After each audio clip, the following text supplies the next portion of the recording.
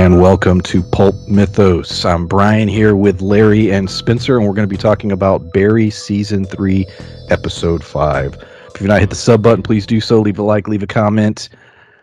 Full spoilers ahead. There's so much to talk about. I don't even know really where to start, but I guess we can start with Fuchs's plan because that's sort of, we get a little bit early and there's some Raven stuff, but the way the episode ends, like, we were right. He essentially is building a little hit squad of people that Barry had killed, their loved ones, and he's trying to send them after Barry.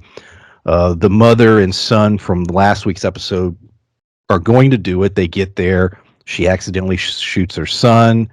So it was one of those like ha, but then it's like, man, that sucks. But Barry got lucky. Fuchs spoke to the soldier that he was working with. That he did all the hits with, who got killed, his sister, and so it looks like he's trying to get her. She's a dirt biker, so I guess that'll play in some way. But what do you guys think about sort of the Fuchs plan? And I know, Larry, we were talking off before we started recording about all the shit going down with the Bolivians, Chechens, the police, the Raven stuff, how Fuchs is tied into that. There's a lot going on with Fuchs. So where do you think it's headed? Yeah, I think like we said last week, I think we are in for a lot of weird hijinks involving these amateurs who have no idea how to do what they're trying to do, which is kill Barry, because these are just, for the most part, normal people. We might get some cool scenes out of this whole BMX person. There might be like some cool fight scenes with that. I do get that feeling. We're going to get one weirdly competent person, and eventually someone's going to offhandedly mention that it's Fuchs that's after him, or that they got the information from, Fuchs's alias, which I'm sure he's used before and hasn't thought that Barry's heard, and that he hadn't thought, wait a minute, I've used that one with Barry before. Barry would know that that was me, and so I think that'll be a through line we'll see in the season. Just them failed assassination attempt after attempt.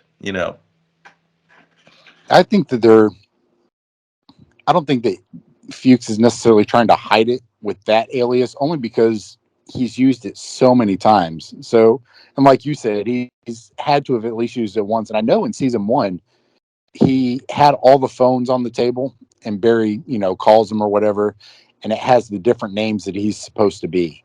And if I remember correctly, like, he used that name to answer the phone to basically be I want to say, like a reference for a job. So I think that he's used it before. I'm pretty sure anyway. I'm not 100%, but I think that Fuchs feels there's enough space in between him and Barry. For whatever reason, I think he feels safe, and he feels like he's, I don't want to say untouchable or invulnerable, but he feels that he was able to get away the first time when everybody else dies. And I think he feels like Barry loves him too much to actually kill him, cares for him too much. And I think that it's going to end up hopefully biting Fuchs in the ass. But I don't know if it will or not, or if they're going to carry over him being the villain going forward, or if he's just basically this season's villain. I don't know. Well, yeah, I think it'll lead to.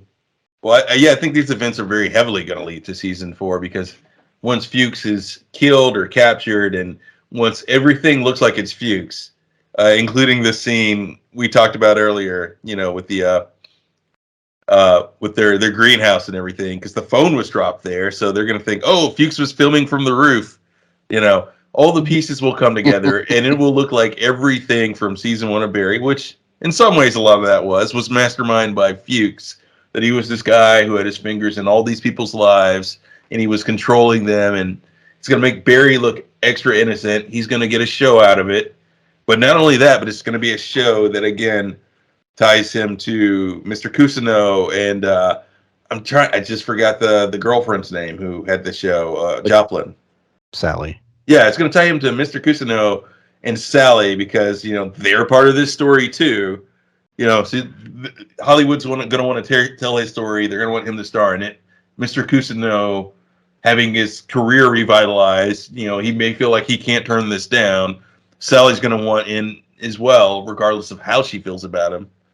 You know, so that's what'll make season 4. We'll have all these people who have some idea of who Barry is, but can't really say anything about him because of how closely tied to him they are. I think that's a good point. I think that with so many people having this perceived information, it's going to be hard for them to come after him, or they feel like it's going to be hard for them to come after him. But I think that the Cristobal's sister is going to be the main person in season 4. Yeah, it is his wife, not his Elena. sister. Yeah, but I think that she's going to be the main villain in 4. Do you think, real quick on that? Do you think she was upset with the? I'm jumping around, but she comes in and gets Cristobal. Hank runs in the closet he's hiding. She sees the picture on the wall of them together. Do you think she was upset with that picture or happy for Cristobal? Like, I was trying to gauge her reaction. Like, clearly he's happy in this picture, and I'm curious to where we don't know much about her. But it was a weird moment where I was trying to read her, how she was viewing this picture. But I don't know, just a random thought. You know, go ahead, Larry. I was gonna say that's a good question because, like you said, we don't know much about her, and her father didn't seem very surprised by his relationship with Hank. So, the relationship may be a little open, but it may be seeing the commitment there and that he built a life with this other person. That may be what hurt her, Yeah, because it's, regardless of whether she knows he's gay and, whether or not she minded him being with somebody else, the fact that he refused to basically come home because he had this whole other life, I don't know how that wouldn't at least sting a little bit, Did her dad say they had kids? They have kids. Yeah, so yeah, they have a whole. That's what I'm saying. So, Yeah. regardless of whether she's okay with his sexuality, I think that it still hurt that he literally didn't want to come home because he built another life with somebody else. The all the stuff with the Bolivians, the Chechens, I mean, holy shit. It started with, we get introduced to a character we'd seen in the past, the soldier that Barry helped save when he was in combat, got shot, through the face. Now he works, I guess, for the FBI, works for the feds. He's put on the case to deal with the Raven, which he sees right through it, but we'll see how that pans out later. A lot of comedy bits in terms of, the police are all in on this Raven task force and all that. But he's like, look, let's go round up those guys. At the same time, Elena rolls in. She's like, go kill those guys. So like everybody's going after the Chechnyan crew. They all roll in at the same time. We get this insane battle. A lot of people are killed. This is going to step things up tremendously on the police side and the feds, because they're going to be like, what the hell? We literally have a war going on here. So they're going to be wondering who's calling the shots, who's doing what. We have, Elena taking Cristobal, kidnapping him. What's Hank going to do? I'm assuming he's going to go to Barry and ask for help. That's my assumption. But as far as all that stuff with the Raven, this little mini war, any thoughts on where all that's headed? I do think it's going to be a big driving force next season, only because we're halfway through this season. I think that the Cousineau stuff is going to wrap up this season, and the Fuchs stuff is going to wrap up this season. But I think that the new Bolivians coming in is going to be the big deal for next season. And I only think that because the Fuchs kind of run it behind the scenes. If he gets away again, it's almost going to be played out. Like he keeps fucking with Barry over and over and over. And even comic books, they have the arch villain and they have these bad guys that constantly screw with Spider-Man or whatever, but without any variety, it gets dull. And when you have the the villains for Spider-Man, there's like 100 of them. So he's got so many to choose from. So seeing this, Green Goblin pop in every once in a while is not a huge deal because you've seen 60 other people. Barry is a show with a much shorter span to tell the story, and they haven't established enough variety. So I also want to say they cast Michael Ironside as that head Chechnyan, and that was on the phone. And if you're going to cast him, I'm assuming they plan on you, whether it's this season or next season, he'll come in. You cast sort of a known actor to play that part. So, and that's what I'm saying. I think that by the end of this season, the Fuke stuff's going to be over, but the Chechnyan Bolivian war is going to be a big deal. Well, yeah, didn't the correct me if I'm wrong, but episode 1, and it was never touched on again, and I think that was so that they could surprise you later. Like, didn't they mention in episode 1 that they were sending in like 11 more guys because their crew got decimated? Yes. So yeah, things will continue, and that may be a through line for next season.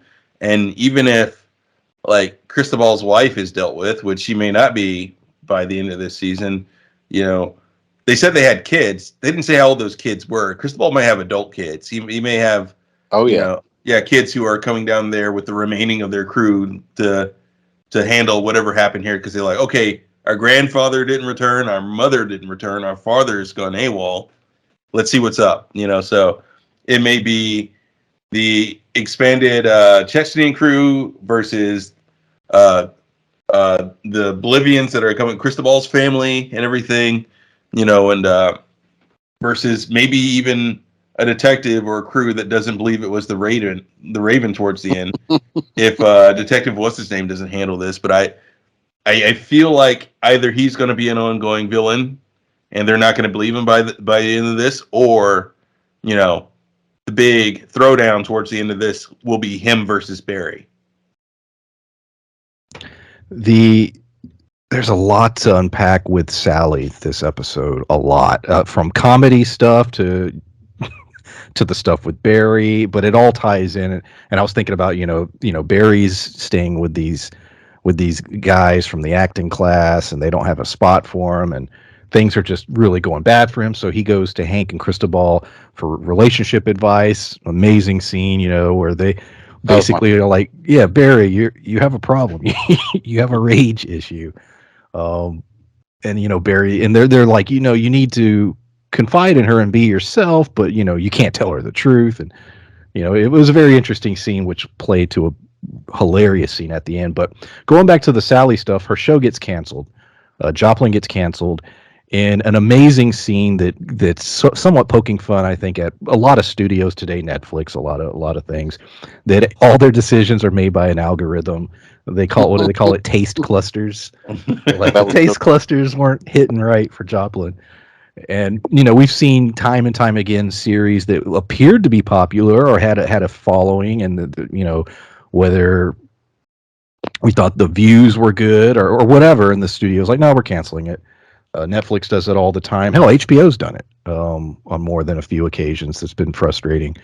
And so that scene to me was, whoever wrote it was completely, they had shit to get off their chest about the way these decisions are made. And so I thought that was great. But that leads to her, being upset. She goes home. Barry's there to help her. And he's himself. He's telling her what he'll do to help her. And it's a very disturbing scene in many ways, but it's hilarious. I would love to see the outtakes of that. Him explaining how he's going to make the producer essentially go crazy and destroy her mind. He's like, I'll move her furniture and make her think she's shrinking and all this. But Sally ends up kicking him out afterwards. But the Sally story, man, for a second, I thought they were going to get back together. I was like, oh, shit, this is happening. Both of them are at a low point. They're going to get back together. But then, no, at the end, she's like, Barry, you're insane. Get the hell out. Mm-hmm. So where do you think Sally's story goes now? Because I have no clue. Like, where does Sally's story go from here? That's a good question. I think that when they've established her trying to be strong and all this, and like you said, I felt immediately when there was a little bit of tension and a little bit of hardship, she was just going to turn around and go right back to Barry. The fact that she didn't means a lot to her character and her kind of realizing, I don't need this. To me, it speaks well for her because I haven't liked her at all. She is a condescending, really shitty individual. But this to me was a huge deal because it shows, the strength of a female character, which is fantastic. But going forward, I don't know if this is their way of kind of, I don't want to say writing her off, but ending her kind of season because without their interaction, her going forward, it doesn't really matter. The only reason to kind of carry her character forward, to me personally, would be to have the young actress be jaded now and then spill the beans on Barry. What happened with their relationship. But now, since her show wasn't successful, what would be the point of that? Nobody would give a shit. Nobody would read it because he's not successful yet, and neither are they. So I'm really curious as to what this means for her character going forward. Well, and I kind of thought the same because I was at first because I was trying to find out where could she go because, like you said, it just doesn't seem like there's a fit for her. But I think I may have just figured out what it possibly is. We had a new character introduced this week, who's likely going to be the only character that pieces together that all these murders, this person that they're looking for, it's Barry, and that person has similar training to Barry, has been in his unit and everything, is likely equally as ruthless. So he's likely to use or manipulate or what have you, Sally, to get to Barry. Like he's likely gonna use her as like an informant or as sort of a chess piece to sort of get to Barry or get information about Barry or manipulating him into making a wrong move in some way. And that makes sense too, because although Sally seems done, Barry didn't. Barry's still very much in love with her. So, yeah, him not being done makes it way, way bigger of a question mark. So, yeah, I think that's a good point. Well, yeah, she may in fact be willingly working with him for one, because after this episode, she may see Barry as so crazy and dangerous, especially after she's done talking to him, that something needs to be done about him. So she may fake going back into that relationship in order to, help this guy with his investigation of Barry. I like the collage he made her. Yeah. Metallica was in the corner. Like What I'm about- Michael Jordan and Jordan on the Wheaties box. It was so much. Yeah, it was like, it was so good. I kept trying to take a screenshot of it because I was watching on my phone while I was working on some shit. And sometimes certain apps, like when you try to take a screenshot, it'll black it out because Netflix does that shit all the time. But I couldn't get a screenshot of it quick enough because I kept trying to rewind it so I could see all the things, but I couldn't get it quick enough. The whole episode is Mr. Cousineau is sort of on a quest to right wrongs. So, he's apologizing to people. He's, offering to buy his son a house with the money Barry had given him. Everything's sort of going right for him. And he's at this dinner party, and there's a woman there that we find out that he had a relationship with in the past. And upon apologizing, she basically says, "You destroyed my career, F off," and she leaves. Now, he says he doesn't remember that, and I'm very curious to what their history is and if we're going to dig more into that. But it was sort of a bit of a roadblock in his quest to better himself, and I'm curious to why. It's another new piece to the puzzle that I didn't expect, and I don't know what it connects to or how it's relevant and how the story is going to go forward. But he's sort of on his own journey that's not connected directly to Barry at the moment, and maybe that'll be the way it is for the rest of the season. I don't know. But yeah, any thoughts on Gene Cousineau's quest for redemption? I thought that was great. The fact that the lady literally was just like, "No, fuck you," because he did. It's one of those things, and I mean, I've told both of you this in conversation. about other people, but the when someone apologizes like that, they're doing it for one of two reasons: because they genuinely feel bad, or because they're trying to make themselves feel better. And the fact that he waited, 20 some odd years to apologize to her, it leans towards he's trying to make himself feel better. It doesn't mean that he doesn't feel bad about it, but that seems to be the driving force. And for her to say that immediately, I was like, that's what I was thinking. Yeah, yeah, so you totally get her perspective on that. Yep. Given it that, yeah, okay, he's trying to make himself feel better. He's trying to look good because he's getting in everybody's good graces, and it's seemingly restoring his career. So she may just see it as like another manipulation of some kind.